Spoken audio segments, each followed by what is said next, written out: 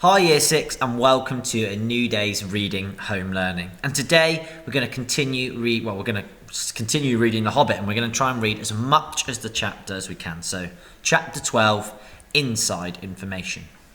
For a long time the dwarves stood in the dark before the door and debated until at last Thorin spoke.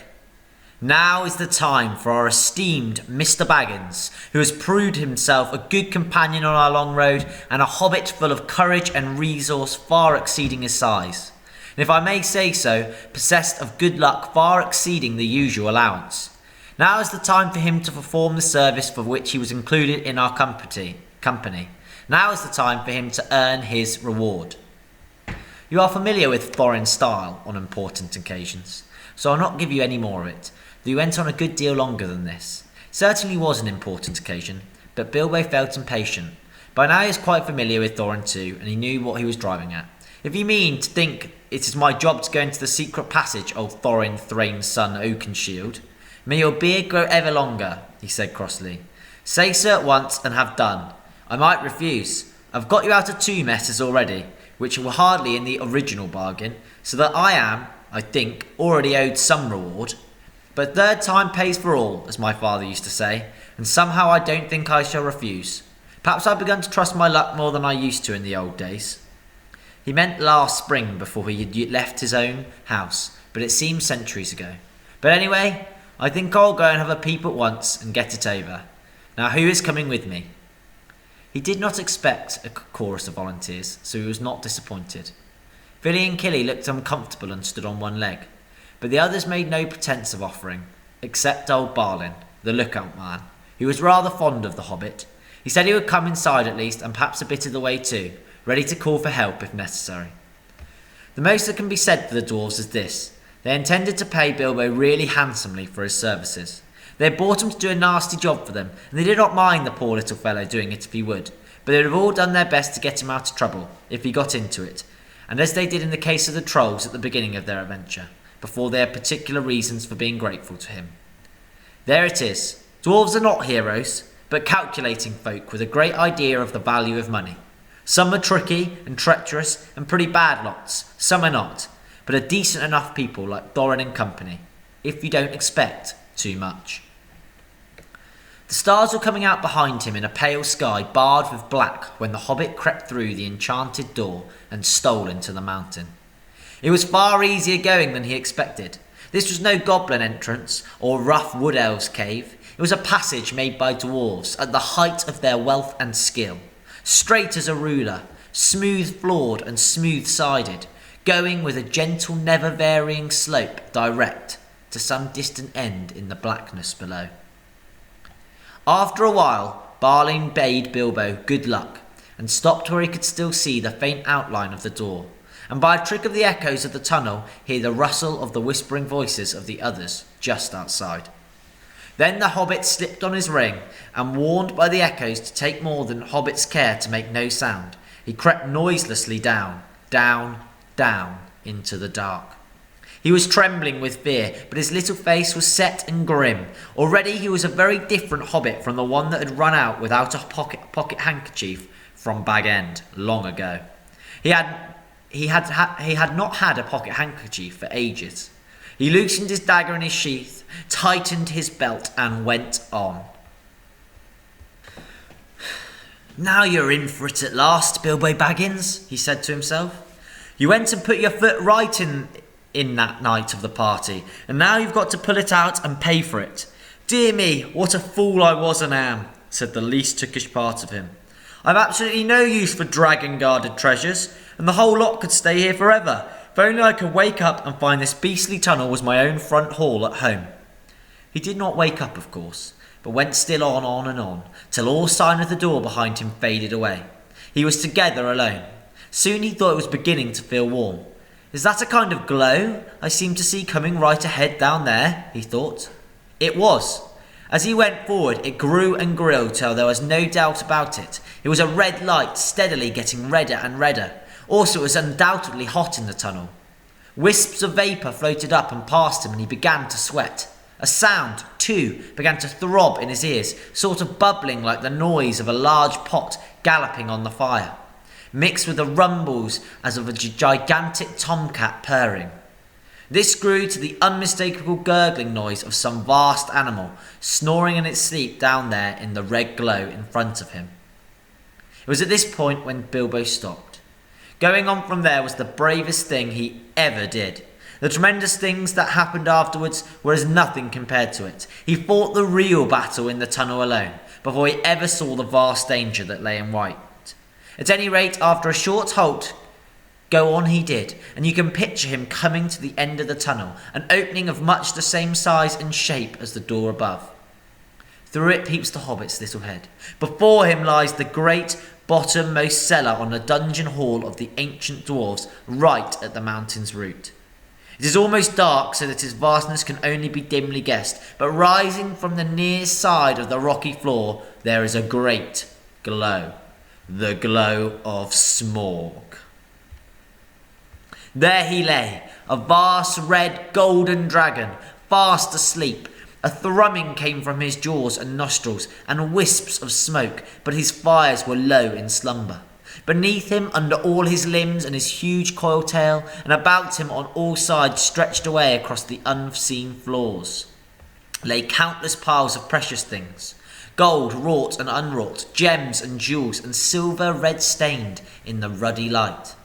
Smaug lay, with wings folded like an immeasurable bat, turned partly on one side, so that the hobbit could see his underparts and his long pale belly crusted with gems and fragments of gold from his long lying on his costly bed.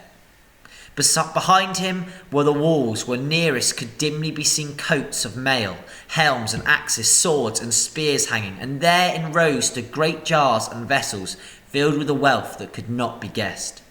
To say that Bilbo's breath was taken away is no description at all.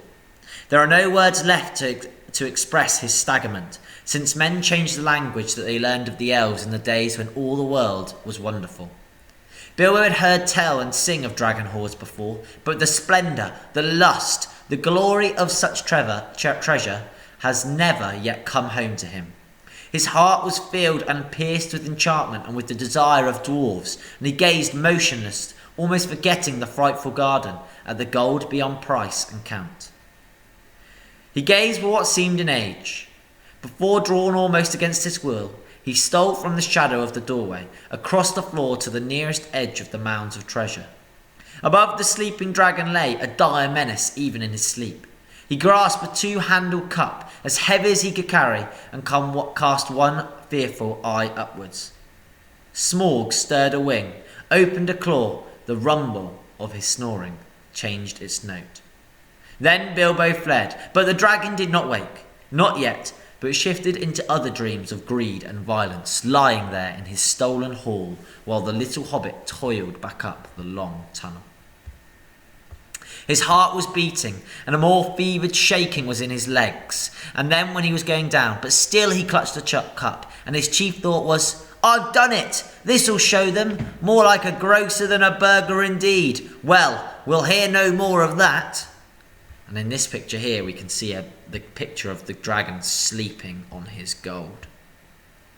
Nor did he. Balin was overjoyed to see the hobbit again, and as delighted as he was surprised. He picked Bilbo up and carried him out into the open air. It was midnight and the clouds had covered the stars, but Bilbo lay with his eyes shut, gasping and taking pleasure in the feel of the fresh air again, and hardly noticing the excitement of the dwarves, or how they praised him and patted him on the back and put themselves and all their families and for generations to come at his service. The dwarves were still passing the cup from hand to hand and talking delightedly of the recovery of their treasure, when suddenly a vast rumbling woke in the mountain underneath, as if it was an old volcano that had made up its mind to start eruptions once again.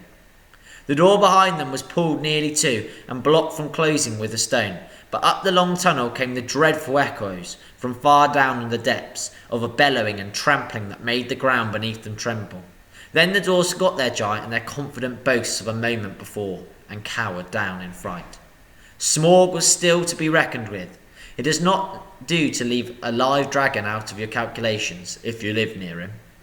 Dragons may not have much real use for their wealth, but they know it by every ounce, especially after a long possession, and Smaug was no exception.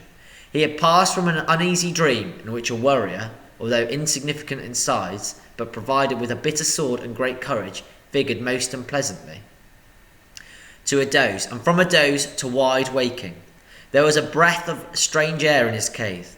Could there be a draught from that little hole? He had never felt quite happy about it, though it was so small, and now he glared at it in suspicion, and wondered why he had never blocked it up. Of late he had half fancied he had caught the dim echoes of a knocking sound from far above that came down through to his lair. He stirred and stretched forth to his neck to sniff. Then he missed the cup. Thieves! Fire! Murder! Such a thing had not happened since the day he first came to the mountain.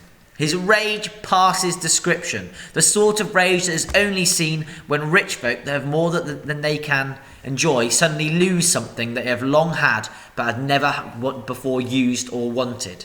His fire belched forth, the hall smoked, he shook the mountain roots. He thrust his head in vain at the little hole, and then coiling his length together, roaring like thunder underground, he sped from his deep lair through its great deal, out into the huge passages of the mountain palace and up towards the Thrunt Great Gate. To hunt the whole mountain till he caught the thief and had torn and trampled him was his one thought. He issued from the gate, the waters rose in fierce whistling steam, and up he soared blazing into the air and settled onto the mountain top in a spout of green and scarlet flame. The dwarves heard the awful rumour of his flight, and they crouched against the walls of the grassy terrace, cringing under boulders, hoping somehow to escape the frightful eyes of the hunting dragon. There they would have all been killed if it had not been for Bilbo once again. "Quick! Quick!" he gasped. "The door! The tunnel! It's no good here!" Roused by these words, they were just about to creep inside the tunnel when Bifur gave a cry. "My cousins, Bombur and Boffer! We've forgotten them, and they're down in the valley. They will all be slain, and all our ponies too, and our stores lost," moaned the others. "We can do nothing." "Nonsense," said Thorin, recovering his dignity. "We cannot leave them.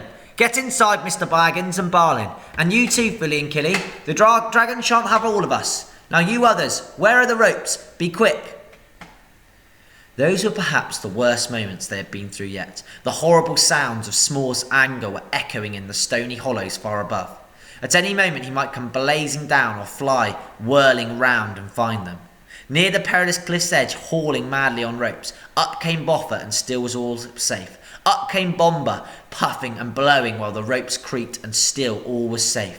Up came some tools and bundles of store, and then danger was upon them. A whirring noise was heard. A red light touched the points of standing rock. The dragon came.